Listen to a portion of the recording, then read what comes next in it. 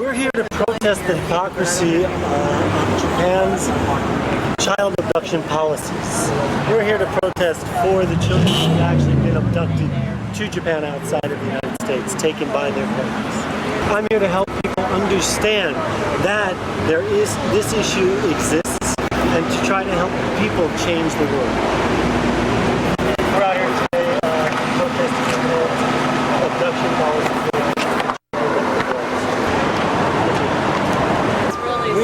It's disgusting.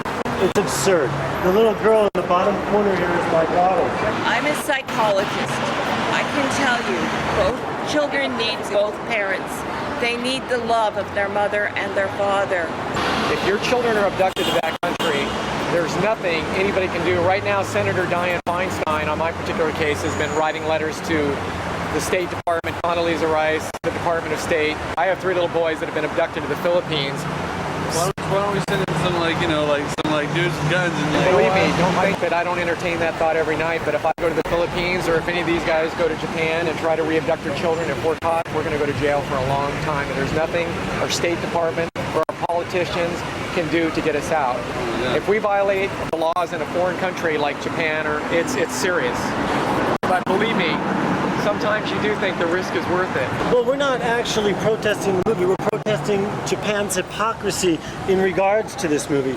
Japan stood up, and Koizumi stood up and he said abduction is illegal. He said abductors should be thrown in prison when talking about the Koreans. But what people don't know is 20 years ago he took his 2 sons away from his wife. And he will not allow his wife to see those 2 children. So Koizumi, in our eyes, is an abductor as well. This is our son, Chris. He lives in Osaka, married 5 years to a Japanese woman. He's a college professor. He loves his child. She was born in Japan. She has dual citizenship. He has seen her 1 time in 2 years. And we just need their solution.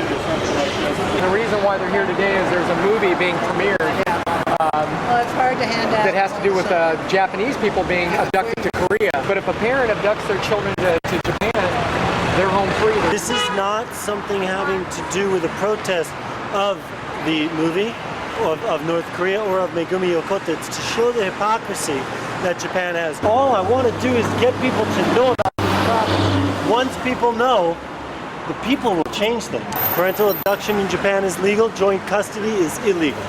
I'm here to help people understand that this issue exists and to try to help people change the world. My story is a little bit different. I was living in Japan, married to a Japanese woman. We had a daughter, Amy, on my picture here. The relationship fell apart. We talked about divorce. She wanted a divorce. I okayed it. I had all of the court papers translated before I signed them. And they translated sole parental right, which is Japanese quote-unquote custody, as custody, which has a totally different meaning. In Japan, joint custody is illegal. There is no joint custody. My son lives in Osaka, still pays child support. Seen the child twice, 2 times 1 year. The father remains in Osaka for just 1 little glimpse of this little girl. He loves her so much. This occasion, he saw her 1 time last year in October. It's been a year. So I've met my grandchild. I've met my grandchild's other grandparents. I know them well. They've stayed in my home. I've stayed in their home in Osaka. I would like people to know that children have rights. This is not an issue about parents. This is an issue about children. I want to see my big sister. I don't look at this as I have to re-abduct my daughter from Japan. I have to change the world. I have to break down the Japanese wall piece by piece until I have the power to get her out of Japan, as well as all the other thousands of abducted children. It's important for Americans to write letters to their congressmen, to their senators, to the president, and insist that the United States government pressure Japan to sign on to that. It's not a question of do we want their child or they want our child. The issue is one of shared custody. There's no reason that our son cannot visit with his child once a month, once a year. and they refuse to give him any access whatsoever to our beautiful, beautiful little granddaughter. This sign says, Japan, return abducted American children. Japan is a non-signatory to the Hague Convention Treaty, and the release of this movie and the outrageous hypocrisy. Japan's making a movie about the abduction of their citizens, but when it comes to American children that are being abducted to their country, they just turn the other way, and they don't really care. Unless we can educate Japan and enlighten them to the trauma and the absolute just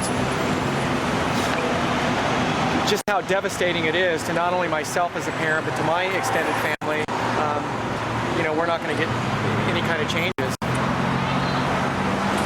Why are we discussing the government as opposed to the ex-wives or the ex-husbands or the grandparents who've stolen children? It's very, very simple. Because the government allows it. If the government didn't allow this to happen, it wouldn't happen. Of course, I'm upset at my ex-wife for what she did. But if the government stood up and said, this is wrong, your ex-husband has every right to see his daughter, I would see her. Period.